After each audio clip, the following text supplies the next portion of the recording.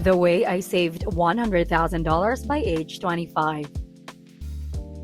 Saving $100,000 by the age of 25 can really be challenging.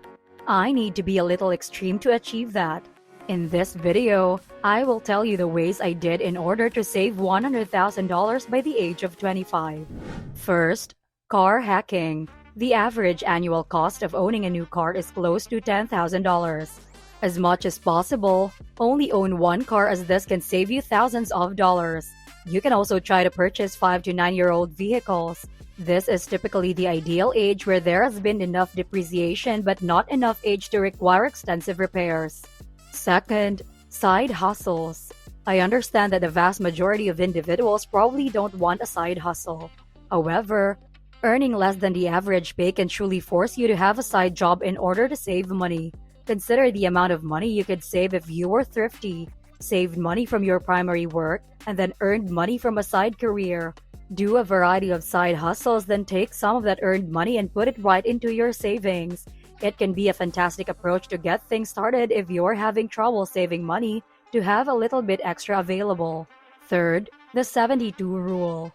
Don't buy anything right away whenever you make a larger or even a minor purchase, especially online. 90% of the time, you won't truly need that item, so put it in your shopping cart and forget about it for 72 hours. It's just an impulsive purchase. Fourth, doing your own haircuts. Although it may seem insignificant and that most people probably won't want to do it, doing your own haircut can save you tons of money. Over the 4 to 5 years, it can likely save you hundreds of dollars or possibly thousands. Try to learn how to do your own haircuts and do it to yourself. Or if you're lucky enough, you can have a friend or a family member you can practice on. Who knows, you might have the hidden talent of a hairdresser. Fifth, cut out drinking.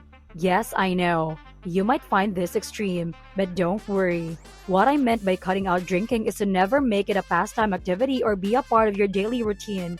You can still have the occasional drink if guests come over at your house or if there's an event. You just have to come to the conclusion that most of the time, drinking doesn't truly improve your life. It literally poisons you.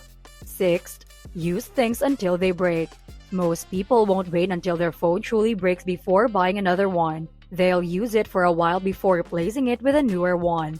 They won't buy new clothes just because their old clothes are already worn out. Also in shoes. They will wear them for a short while before becoming tired of them or wanting to replace them with a newer, shinier pair of shoes. But if you choose to buy something because the old ones are broken or worn out, you're most likely to save more money. Seventh, would I prefer to have the money?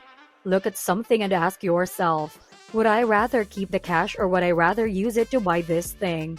Would you trade this item for $5, $10, $100, $1,000? The majority of the time, the answer is yes, but you also need to consider the cost per use. So always think before purchasing. 8. Cancel your subscriptions. While certain memberships or subscriptions provide a lot of value, most of them don't and can be had a cheaper alternative. It'll be a waste of money. 9. Only drink water and coffee. Are you used to regularly consuming Mountain Dew, energy drinks, and frappuccinos from Starbucks? Not only are these sweet, disgusting crap, these won't make your life any better and will probably make it worse. So I suggest to stop doing that. Saving that $4 a day can save up to $1,460 a year in savings from only drinking healthy beverages. 10th, rent out extra space. If there comes a time when you have to relocate, try to rent a multi-family property where you can live in one unit and rent it out the others. Save up that cash and purchase a new property a year or so later. You can also use Airbnb and them, and although I understand that this may not be ideal for everyone, you can rent out your home for parties or even to shoot commercials for a day at a time. If there is anything you can do to reduce your housing costs, which are typically your highest expense, you will save a lot of money overall. 11th, avoid debt. This is actually common sense. We all know how it feels like when we owe someone. It can be devastating when it comes to buying cars, buying anything, or any type of consumer debt. If you didn't finish school, then that can prevent you from incurring significant debt because there are still adults in their 30s who have a student loan to pay. Ensure that you will be prudent with your spending in order to avoid going into debt. 12. Do not depend on money to have fun. Most people think that having fun means spending money, going out for drinks, going out to dinner, taking a luxurious vacation, buying new flashy things, and going to the mall. But there are a lot of ways to enjoy and have fun just as much, if not more, for practically free. 13th, earn more money. You eventually reach a point where you are unable to save any more money and must begin to increase your income instead. You can start having other jobs.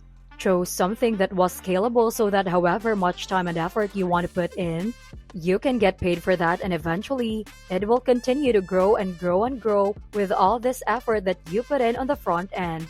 14th, slacking off. So, rather than going out to eat and having to work an extra 2 hours to pay for it, you can try to make supper at home.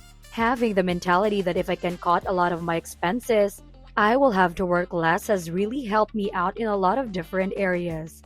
I'm not sure if this is the best way to approach in life in the long run, but for me, utilizing laziness to your advantage has been quite beneficial. 15th, lazy cooking. Most people's budgets generally place food as the third largest expense.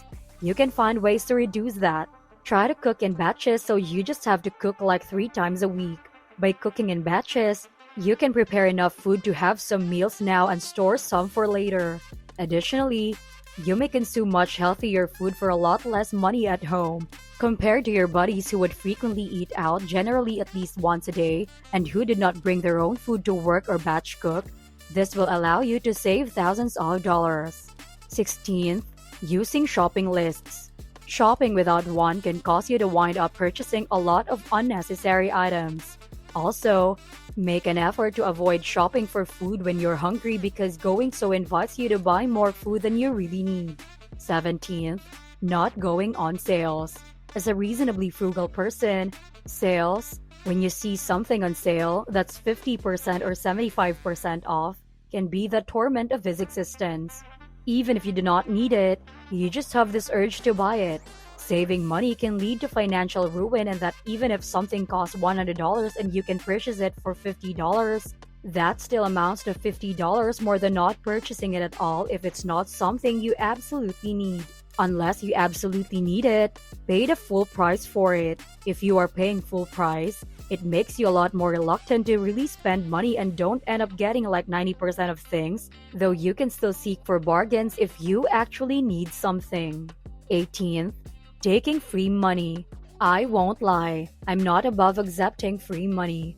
I understand why you might wonder who is giving you free money or where you can get free money. Let me clarify. The first method is to apply for credit cards that provide sizable incentives if you spend a certain amount within the first 3 months of account opening. If you do that a few times a year, you can make a few $1,000s a year because the incentive is often between $400 and roughly $1,000. Of course, getting one of these credit cards only makes sense if you can pay it back. Obviously, there is a lot more that goes into this, and you must ensure that you can actually pay off the card at the end of the month. The second method is opening bank accounts. For opening a bank or savings account with them and setting up direct deposit, various accounts will give you anything from $100 to $400. The last method can pay you $250 for just setting up direct deposit in 5 minutes. Literally, it's free money. Well, there you have the ways how to save $100,000 by the age 25. I know some of it seems extreme. It's fine if you're not going to follow all of them. But of course, as I've said, extreme results require extreme actions. If you want more videos like this, check out this video or this playlist. Don't forget to like, comment, and share this video. Subscribe to our channel if you haven't already. This is the Financial Fortune, and thank you for watching.